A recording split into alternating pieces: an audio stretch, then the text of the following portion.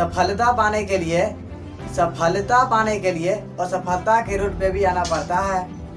इसलिए शिक्षा एकमात्र जरिया है जिसमें दुनिया को बदलने की क्षमता है। यदि इस वीडियो को आप इंस्टाग्राम पे देख रहे हैं तो फॉलो करना मत भूलिए, और यूट्यूब पे देख रहे हैं तो सब्सक्राइब करना मत भूलिए। पिछले हमने वीडियो में प्रेजेंट टाइम और उसके 4 प्रकार जो होते थे उसका ख़त्म हो चुका है, और साथ ही उसका हम रिव्यू भी कर चुके हैं। तो आज की इस नई वीडियो में आप लोगों को पास्ट टाइम के बारे में बताया जाएगा, और पास्ट टाइम कितने प्रकार होते हैं वो भी बताया जाएगा। तो इस वीडियो को आप ज़्यादा से ज़्यादा शेयर कीजिए, और चैनल पर नए हैं तो चैनल को सब्सक्राइब कीजिए और बेल आइकन को प्रेस कर दीजिए ताकि पल पल की खबर आप लोगों को मिलती रहे। तो आप इंस्टाग्राम पे भी हमको फॉलो कर सकते हैं, user name ranker Bajaj Kanhaiya. तो चलिए आज की इस नई वीडियो को शुरू करते हैं।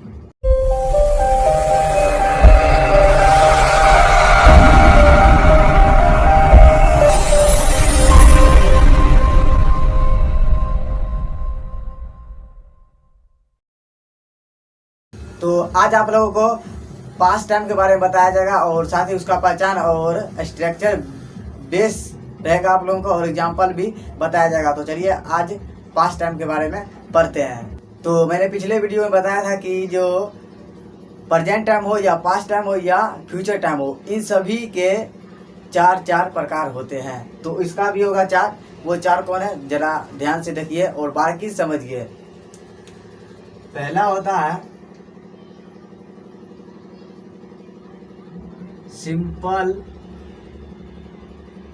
सिंपल पास्ट टेंस या पास्ट इंडेफिनिट, दोनों एक ही चीज है। और दूसरा है पास्ट परफेक्ट टेंस, और तीसरा है पास्ट कंटिन्यूअस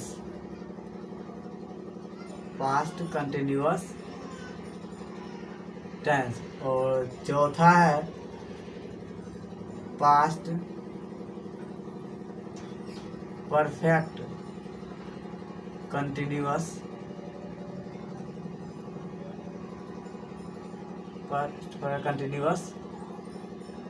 टेंस, CONTINUOUS, सही है। तो अभी हम सिंपल पास्ट टेंस या पास्ट इंडेफिनिट टेंस, दोनों एक ही चीज हुआ। तो पहले हम उसके बारे में जानेंगे, सिंपल पास्ट टेंस और पास्ट इंडेफिनिट टेंस होता क्या है। तो हेडिंग लगाइए आप लोग, सिंपल पास्ट टेंस। सिंपल माने जरा हिंदी मीनिंग सोचिए, हिंदी मीनिंग से भी आप बेहतरीन समझ सकते हैं। तो हिंदी मीनिंग समझिए, देखिए सिंपल माने सामान्य, पास्ट माने भूत, जो बीत गया हो, और टेंस माने क्रिया का रूप,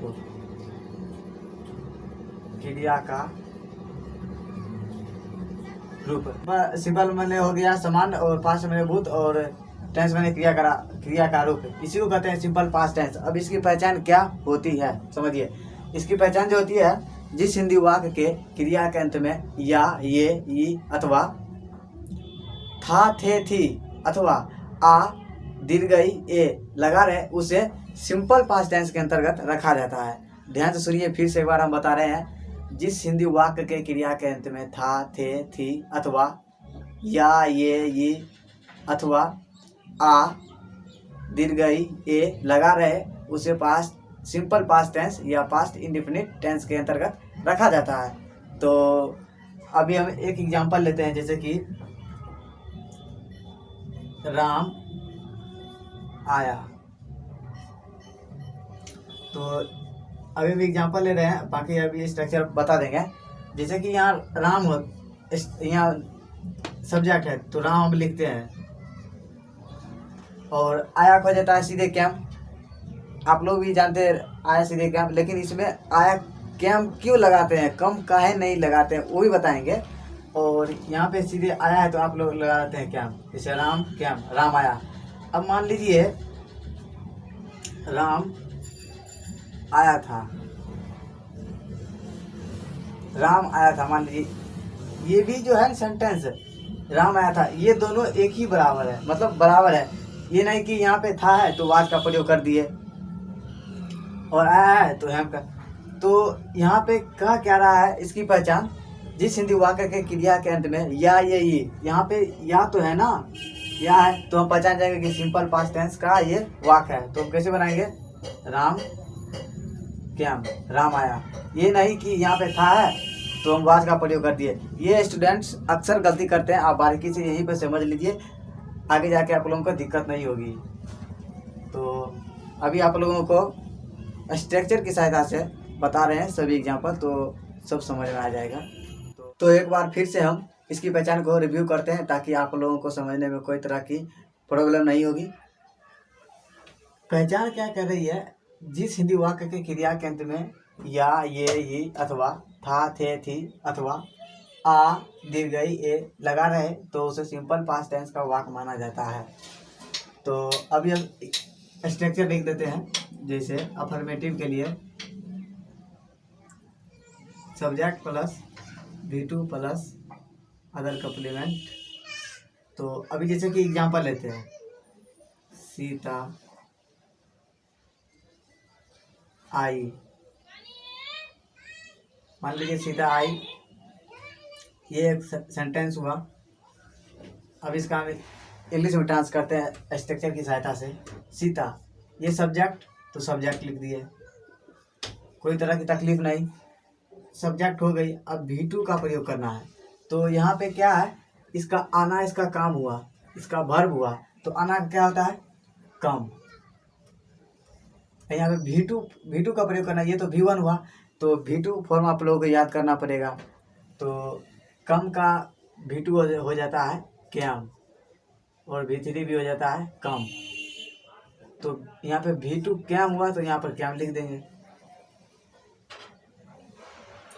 तो अब अदर कम्प्लीमेंट तो है नहीं, तो अदर कम्प्लीमेंट का प्रयोग होगा नहीं, तो सीता आई सीता कैम, ठीक है। अब मान लीजिए यहीं पे सीता आई थी, ये जो सेंटेंस देख रहे हैं, सीता आई और सीता आई थी, इस दोनों सेंटेंस में आपको क्या नजर आ रहा है कि सीता आई, सोचिए देखिए, सीता आई और सीता आई थी, दोनों एक ही सेंटेंस है, पास्ट में जो गुजर चुका है। सीता आई मतलब पास्ट में और सीता आई थी पास्ट में, दोनों पास्ट में ही है। तो स्टूडेंट क्या गलती करते हैं, जैसे यहाँ पे थी है तो वाज का प्रयोग कर देते हैं, जो कि गलत यहाँ पे होगा ही नहीं, क्योंकि पहले पहचान में क्या कर रहा है, जिस हिंदी वाक्य क्रिया, ये तो क्रिया हुआ ना, क्रिया के अंत में या ये यहाँ पे ये तो है ना, तो हमको पहचान पहले ही मिल चुका है, तो इसका स्ट्रक्चर फ्लो करेंगे, ठीक है। तो सीता का है, सीता सब्जेक्ट, तो सीता सब्जेक्ट लिख दिया। V2 आना कम और V2 इसका हो जाएगा कैम, सीता कैम। यहाँ थी का प्रयोग तो करना ही नहीं है, सीता कैम, ये सटीक। वाज का प्रयोग आप लोग ठीक से देखिए, यही पे स्टूडेंट अक्सर गलती करते हैं। तो आगे के स्ट्रक्चर की ओर बढ़ते हैं। अब हम दूसरा स्ट्रक्चर लेते हैं निगेटिव के लिए, ध्यान दीजिए। निगेटिव के लिए सब्जेक्ट प्लस, सब्जेक्ट तो पहले उतरेगा, उसके बाद did not plus V1 plus other complement. तो यहाँ पे देखिए डिड नॉट आ गया, एक नया शब्द, क्योंकि देखिए V1 क्या होता है इसका, डू, V2 क्या हो गया, डिड, V3 क्या हो गया, डन, V4 क्या हो गया, डूइंग, और V5 हो गया डज। तो यहाँ पे हमारा V2 का जो है डिड, वो हमारा यहीं पे प्रयोग हो गया, तो आने वाला क्या हो जाएगा, V1, आने वाला जो हो जाएगा वो V1 हो जाएगा। तो यहाँ पे निगेटिव है इसलिए नॉट का प्रयोग है, समझे। अगर इंट्रोगेटिव रहता और निगेटिव नहीं रहता तो सिर्फ डिड और बाहर आ जाता सब्जेक्ट के पहले, ठीक है। तो एग्जाम्पल लिखते हैं, जैसे राम नहीं आया, तो यहाँ पे क्या हो जाएगा, राम, दिस इज मतलब सब्जेक्ट, तो यहाँ सब्जेक्ट लिख लेते हैं, जैसे कि राम, तो राम, कोई टेंशन नहीं। तो अब यहाँ पे डिड नॉट जो आ गया, अब देखिए यहाँ पे निगेटिव है, और इसे भी निगेटिव का फॉलो करना है, निगेटिव स्ट्रक्चर, ठीक है। तो डिड नॉट, पहले डिड नॉट हो जाएगा, कोई टेंशन नहीं। और उसके बाद V1 आया, तो यहाँ पे क्या हम नहीं लिख देंगे V2, क्या हम नहीं लिखना है, आया सीधे कम V1, क्योंकि यहाँ स्ट्रक्चर क्या कर रहा है V1, समझ गए आप। तो जैसे कि इंट्रोगेटिव के लिए लेते हैं और साथ में नेगेटिव के लिए, तो इसका स्ट्रक्चर क्या हो जाता है, डिड बाहर आ जाता है और plus subject plus not. Negative, अगर इंट्रोगेटिव में नेगेटिव रहेगी तो नॉट का प्रयोग करेंगे, अगर निगेटिव नहीं रहेगी तो नॉट का प्रयोग नहीं करेंगे, ठीक है। तो प्लस V1 प्लस OC और प्लस क्वेश्चन मार्क। इंट्रोगेटिव के लिए हमेशा क्वेश्चन मार्क होना जरूरी है, without question mark will be wrong sentence. तो इसका एग्जांपल जैसे हम लेते हैं, जैसे राम नहीं आया, तो यहाँ पर लिख देते हैं क्या राम आया, समझिए एक ही सेंटेंस आप बेहतर समझेंगे। क्वेश्चन मार्क है क्या, तो यहाँ पे हम क्या कर रहा है, यहाँ पे डिड, यानी कि इंट्रोगेटिव के लिए हमारा क्या कर रहा है, डिड का प्रयोग करने के, सब्जेक्ट से पहले तो हम डिड का प्रयोग कर दिए, ठीक है। अब सब्जेक्ट राम, तो राम उतर गया। अब देखिए यहाँ पे निगेटिव तो है नहीं, निगेटिव रहता जैसे कि नहीं, तो वो निगेटिव सेंटेंस हुआ, नहीं है इसमें प्रयोग है तो नॉट का प्रयोग नहीं करेंगे। तो अब आया क्या, जो V1 का प्रयोग करेंगे, आया का, इसलिए हम बोलते हैं कि V2 और जितने भी फॉर्म होते हैं V5 के लिए आप अच्छी तरह से याद कर लिए, सेंटेंस बनाने में बहुत सहूलियत होती है। तो यहाँ पे हम V1 का प्रयोग करेंगे, ना कि V2 का प्रयोग हम सेंटेंस के पहले ही कर चुके हैं, डिड, जो कि यहाँ V2 है, देख सकते हैं। तो यहाँ पे हम V1 का प्रयोग करेंगे, तो इसका वर्ब क्या हुआ, आना, तो आना क्या होता है, कम, तो लिख देते हैं V1 कम, हो तो गया। डिड राम कम, क्या राम आया, और क्वेश्चन मार्क, समझे आप। तो चलिए आगे के स्ट्रक्चर की ओर चलते हैं। यदि आप स्क्रीनशॉट लेना चाहते हैं तो स्क्रीनशॉट लीजिए, बहुत काम आएगा। ये बेसिक इंग्लिश ग्रामर के लिए टेंस पढ़ना बहुत जरूरी है, बिना टेंस के इंग्लिश ग्रामर इम्पॉसिबल है। तो स्क्रीनशॉट ले सकते हैं।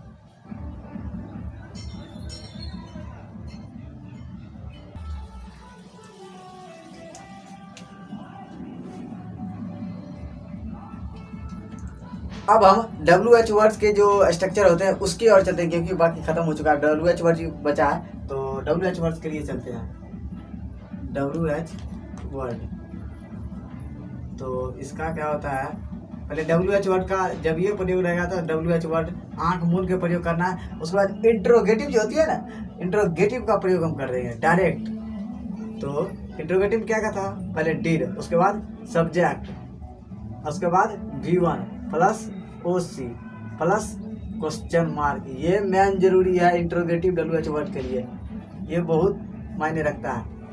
तो इसका एग्जांपल जैसे लेते हैं, राम क्या किया।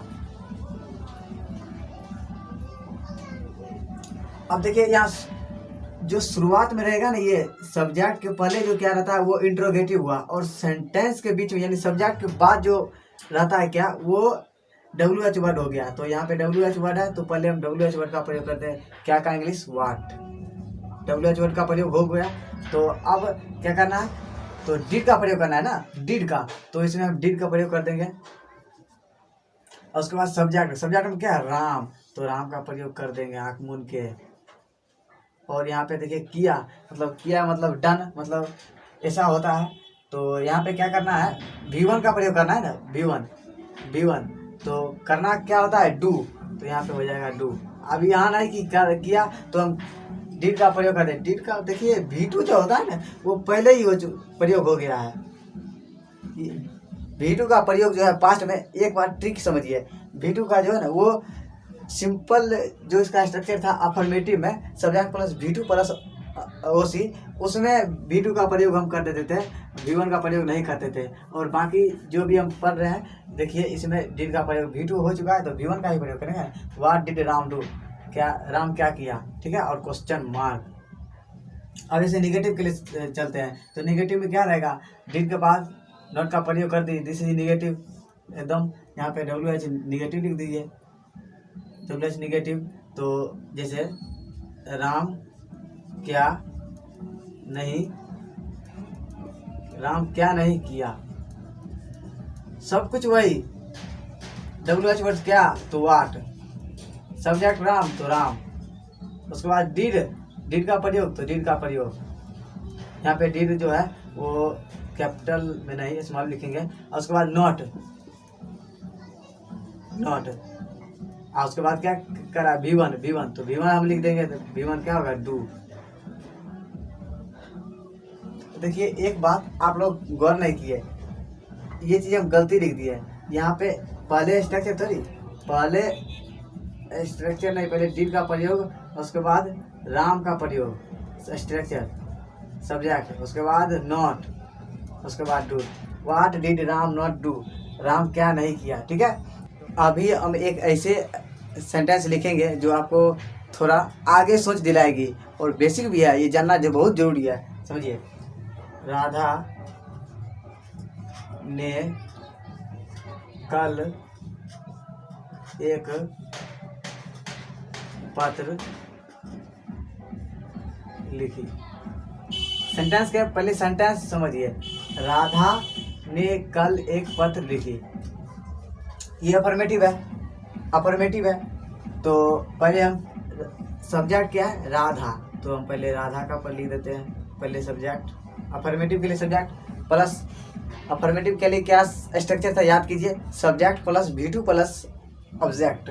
तो पहले हम सब्जेक्ट का प्रयोग कर दिए। अब V2 देखिए, V2 क्या कर रहा है, एक पत्र लिखी, यहाँ पे इसका लिखना काम हो गया, लिखना। तो लिखना क्या होता है राइट, और उसका V2 क्या लिखना है V2, यहाँ V2 का प्रयोग करना क्यों, अफर्मेटिव है। अफर्मेटिव के लिए subject plus V2 plus subject. तो V2 क्या हो जाएगा राइट का रोट, तो रोट लिख देते हैं, राधा रोट।